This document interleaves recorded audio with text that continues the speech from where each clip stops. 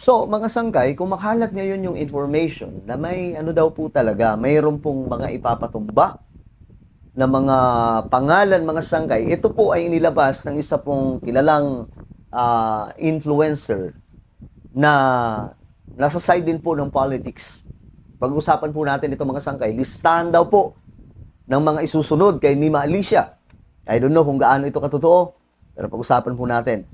Anyway, bago tayo magpatuloy sa mga hindi pa po dyan nakakapag-subscribe, makikita nyo po yung subscribe button sa baba ng video na to. I-click nyo lamang po yung subscribe, i-click ang bell, at i-click nyo po yung on. Sa mga nanonood po sa Facebook, i-follow nyo po yung ating Facebook page. Okay, so, eto ang balita. Nakita ko lang itong post mula po kay Pebbles Talakera. Ayan. Ito yung listahan.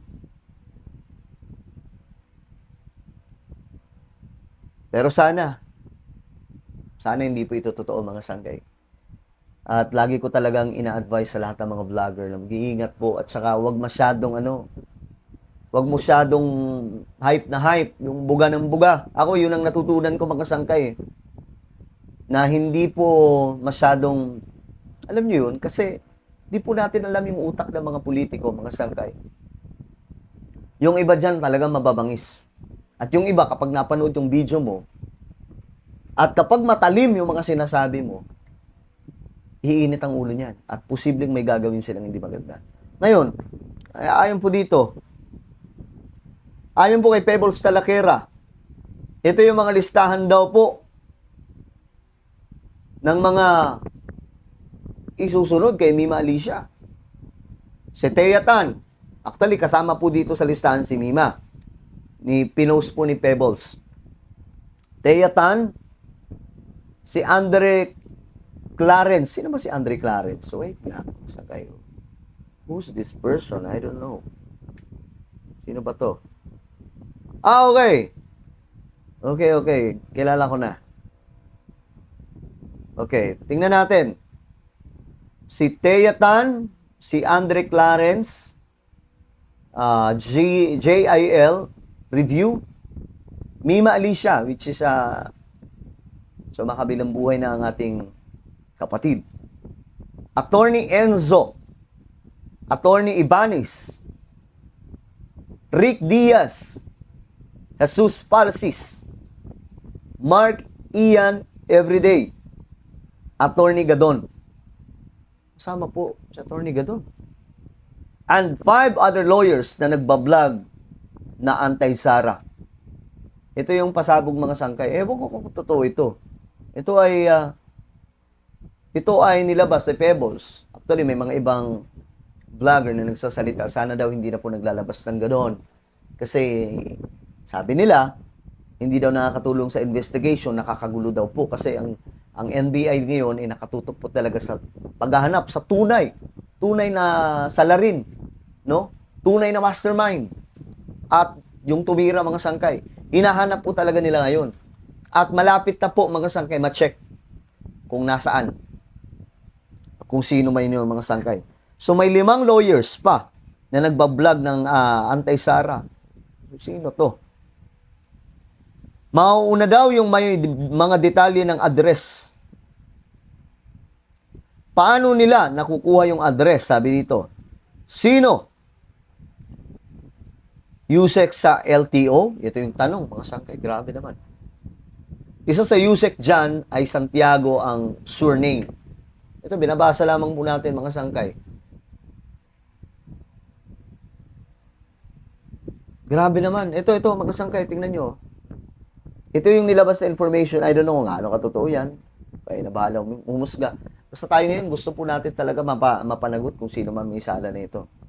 Sa pamamagitan daw po ng driver's license, nakukuha daw po nila ang information. Kaya sabi dito mga sangkay, mag-iingat kayo. Sabi po ni Pebbles. Si Pebbles kasi mga sangkay, safety na po ito. Nandun po ito sa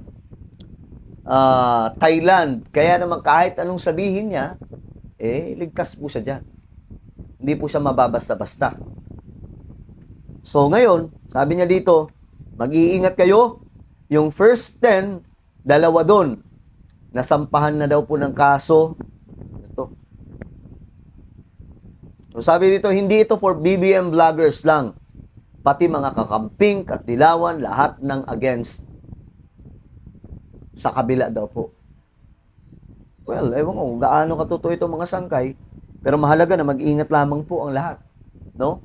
Kaya nga lagi ko sinasabi to na yung mga vlogger, kalma lang. Huwag masyadong buga ng buga kasi dahil alam po natin ang panahon ngayon, delikado. Di ba ngayon ang dami pong nangyayari sa kalye. Kahit yung mga riders, mga sangkay, taxi riders, motorcycle riders, natatakot po sila ngayon sa mga nangyayari sa ating kapaligiran dahil hindi po talaga safe. How much more yung mga influencer na banat lang dito ng banat, bahala na kung sino nga sagasaan. So, mag-iingat po tayo mga kababayan, mga kapwa ko vlogger. Kasi nga po, sa panahon natin ngayon, di po talaga natin alam kung ano pwedeng mangyari. Kaya nga ako mga sangkay, alam mo, graduate ako nung naging mature ako mga sangkay, graduate ako sa era ng banat ka ng banat. Talagang buga ka ng buga, ulang na lang sabunutan mo yung binabanatan mo o kung anong gawin mo. Kasi, na-realize ko, ang politika ay madumi. Madumi ang politika. At kapag sabayan mo ang dumi ng politika, yari ka. O kaya pag binangga mo ang dumi ng politika, yari ka. Isa ka sa madadamay dyan. Kaya kalmahan lang, mga sangkay. Kalmahan lang po natin. Huwag buga ng buga. Huwag akusa ng akusa. Huwag banat ng banat. Yung saktuhan lang. Para mga sangkay, kahit paano, safety ka, safety ang family mo. Pero itong nangyari kay Mima, hindi po natin alam kung sabi, negosyo, pwedeng may iba pang mga bagay, mga sangkay, iba pang sa mga past niya, mga sangkay, mayroong mga pagbabanta daw po. At ngayon, hinahakot na po yun ng NBI at ng mga kapulisan. But again and again, guys, mag-iingat po, ha? Hindi po natin alam yung bukas, pero ang masashare ko lang sa lahat ng mga vlogger, maglingkod po tayo sa ating Panginoon dahil doon, kay Jesus, safety po talaga yung buhay natin. Okay, wag puro buga. Wag puro banat ang banat kasi alam nyo, minsan, sa sobrang pagtatanggol natin sa mga politiko, nauubos din tayo. No? Nauubos ako. Tingnan nyo mga sangkay, mga vlog ko. Hindi na gaya ng dati. May kaibigan nga po ako nagsabi sa akin, alam mo sangkay, tama pala yung ginagawa.